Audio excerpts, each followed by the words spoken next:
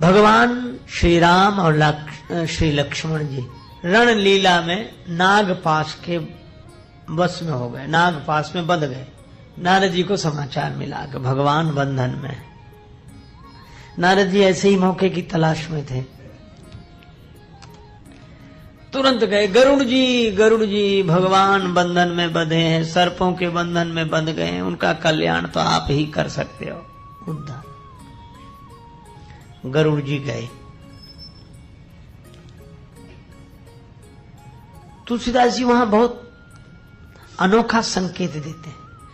खगपति तब धरि खाए माया नाग बरूथ।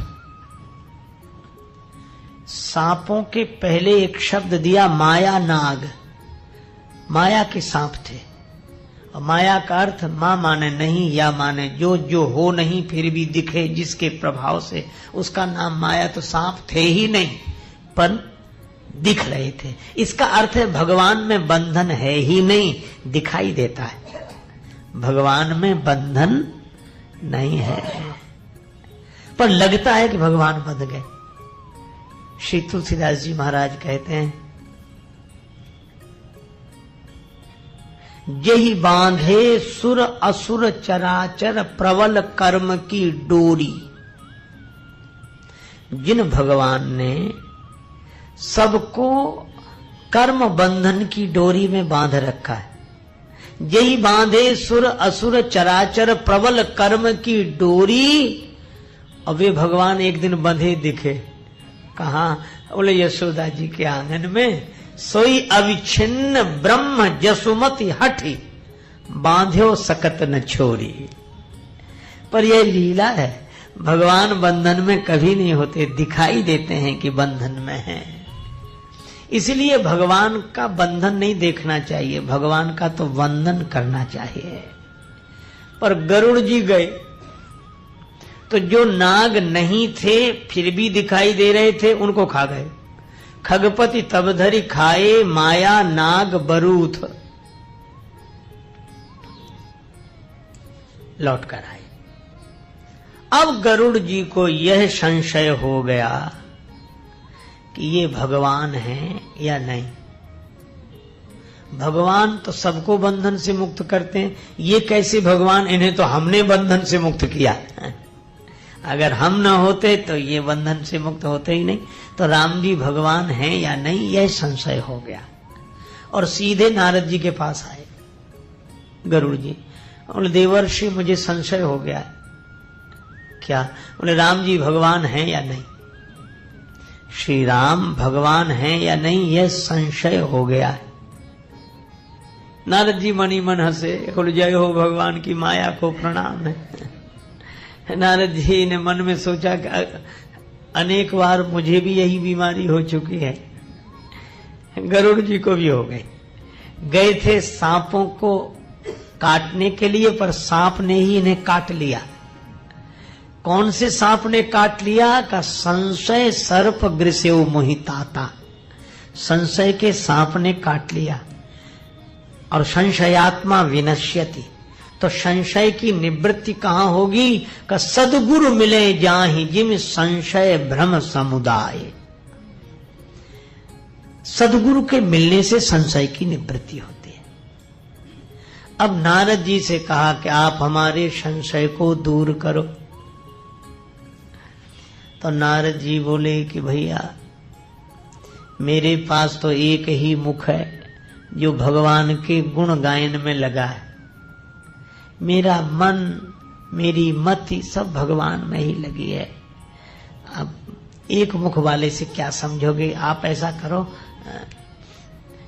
हमारे पिताजी के पास ब्रह्मा जी के पास जाओ। गरुड़ जी बड़े खुश हुए।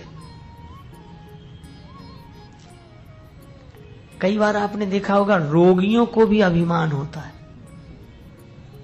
हमने एक रोगी से बात सुनी, वो ऐसे सुना रहा था, कह रहा था मुझे ऐसा वैसा रोग थोड़ी, यहाँ के डॉक्टर तो समझ ही नहीं सके।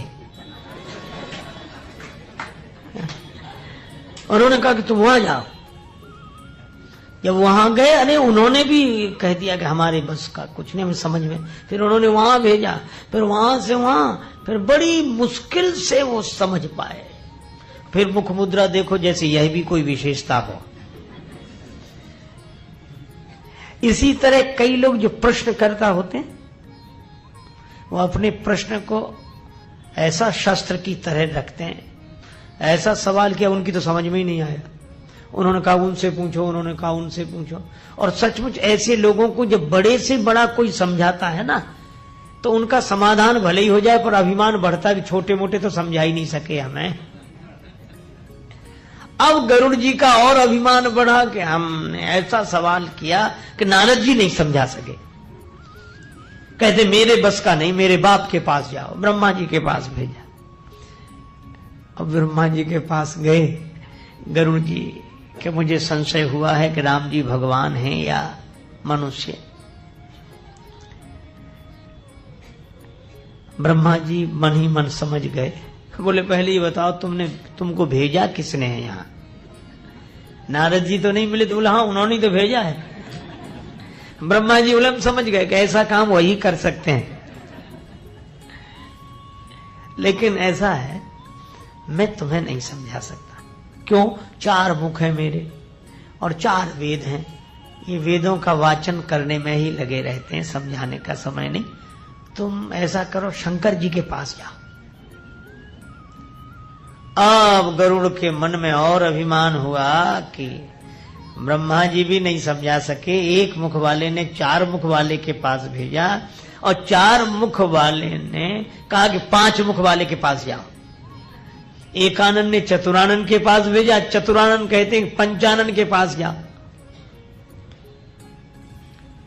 अब गरुड़ जी चले, शंकर जी रास्ते में मिल गए। गरुड़ जा रहे थे कैलाश, शंकर जी रास्ते में मिले तो प्रणाम किया और कहा कि महाराज आप समझा दो राम जी भगवान हैं कि नहीं, ज्ञान दे दो, मेरा संशय दूर करो। बड़ी बढ़िया बात कही शंकर जी ने। शंकर जी ने कहा कि प्रश्न तो तुम्हारा ठीक है, लेकिन मैं तुम्हें समझा नहीं सकता। क्यों? तुम रास्ते में मिले हो। मिले गरुड़ मार्ग मह मोही, कवन भांति समझावो तो ही। तुम रास्ते के बीच में मिले हो, इसलिए मैं तुम्हें नहीं समझा सकता। अच्छा, रास्ते में बीच में मिलने का क्या अर्थ है? शंकर जी का व्यंग यह था कि या तो तुम वहीं रहते जहां तुम थे और मैं पहुंचकर तुम्हें समझा देता तो तुम समझ लेते, या फिर तुम वहां आ जाते जहां मैं था तो बिना समझाए तुम समझ जाते। गुरुदेव का संकेत क्या है? उनका संकेत है कि या तो तुम अपने अज्ञान को अज्ञान के रूप में स्वीकार करके नम्रता पूर्वक श्रद्धा सहित वहीं रहो जहां तुम्हारी स्थिति है, और या फिर हमारी स्थिति तक पहुंच जाओ। और तुम तो बीच में हो, वहां तक पहुंचे नहीं हो, यहां के रहे नहीं। और ऐसे आदमी को समझाना बड़ा मुश्किल है। कैसे? बोले कोई अज्ञानी हो तो समझाया जा सकता है, और ज्ञानी हो जाए तो समझाने की जरूरत नहीं। लेकिन जो ना ज्ञानी है ना अज्ञानी हो, बीच में, उसको समझाना बहुत मुश्किल। ज्ञानी है नहीं और अपने को ज्ञानी मानता है, तो उसको तो समझाया ही नहीं जा सकता।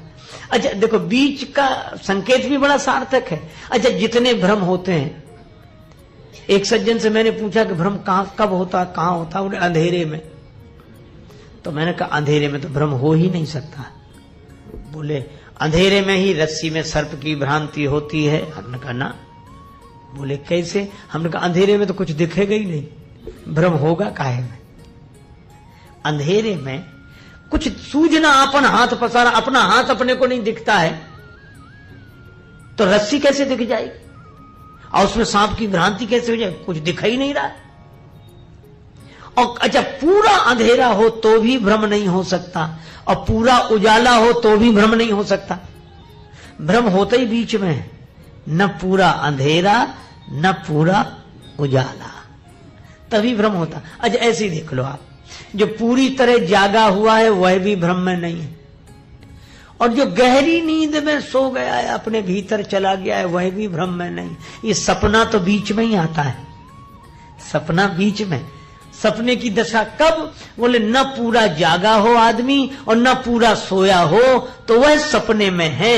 इसी तरह ये जगत की जो भ्रांति हुई है यह उनको हुई है। किनको? बोले जो पूरी तरह न जागे हैं और न सोए हैं। इसीलिए उमा कहूं मैं अनुभव अपना, सत हरि भजन जगत सब सपना। ये बीच की दशा है। शंकर जी वही संकेत कर रहे हैं कि तुम बीच में मिले हो, तुम्हें समझाना मुश्किल है। न जागे हुए हो न सोए हुए हो, सपना देख रहे हो, और सपने में जो हो उसे कैसे समझाया जा सके। अब गरुड़ और खुश हुए। शंकर जी का व्यंग यह था कि तुम अपने को अज्ञानी मानते नहीं हो, इसलिए वो जगह छोड़कर आ गए। तुम अभिमान के कारण आगे आ गए और हम तक पहुंच नहीं सके। अब तुम्हें समझाना मुश्किल है। तो गरुड़ जी मन में बड़े खुश हुए कि यह भी अब ये कहेंगे कि मैं नहीं समझा सकता, हमसे बड़े के पास जाओ। जैसे एक मुख वाले ने कहा कि चार मुख वाले के पास जाओ, और चार मुख वाले ब्रह्मा जी बोले कि पंचानन शिव जी के पास जाओ, और शिव जी अब कल्पना करो, और शंकर जी कहीं यह कह देते कि हम तो पांच मुख वाले, हम नहीं समझा सकते। ऐसा करो तुम हमारे पुत्र कार्तिकेय जी सड़ानंद जी के पास चले जाओ। अच्छा चलो, यहां तक तो गनीमत थी कि कह देते कि सड़ानंद जी के पास जाओ, और कहीं सड़ानंद जी यह कह देते कि भाई हमारे तो 6 ही मुख हैं, अगर तुम्हें समझना है तो जरा दशानंद जी के पास चले जाओ। तो क्या गरुड़ समझ पाते? इसीलिए कागभूषण जी ने बड़ी अनोखी बात, शंकर भगवान ने बड़ी अनोखी बात कही, गरुड़ अगर समझना है तो कागभूषण जी के पास जाओ। उत्तर दिश सुंदर गिरि नीला, तहां रहे कागभूषुंडी सुशीला, वहां जाओ। गरुड़ जी तो सोच रहे थे कि अपने से बड़े के पास भेजेंगे, और ये तो कह रहे कौए के पास जाओ। और पक्षियों के राजा गरुड़, और जाना पड़े कौए के पास समझने के लिए। गरुड़ जी बोले वहां जाना पड़ेगा। शंकर जी बोले समझना है तो जाओ, हम तो नहीं समझा सकते, वहीं जाओ। पार्वती जी ने बाद में पूछा कि देवाधिदेव महादेव आपने क्यों नहीं समझा दिया? शंकर जी बोले अगर हम समझा देते तो अज्ञान तो दूर हो जाता, अभिमान दूर नहीं होता। ये सबसे ये कहता कि कोई नहीं समझा सके। अरे नारद जी ने तो साफ जवाब दे दिया कि हमारी बस की बात नहीं। ब्रह्मा जी बोले हम भी नहीं समझा सकते। वो फिर शंकर जी के पास गए, वो भी बड़ी मुश्किल से समझा पाए। शंकर जी बोले हम समझाते तो ये अभिमान लेकर सारी दुनिया में कहता कि शंकर जी ने समझाया मुझे। और बोले कौए से समझेगा तो किसी से नहीं कहेगा कि किसने समझाया।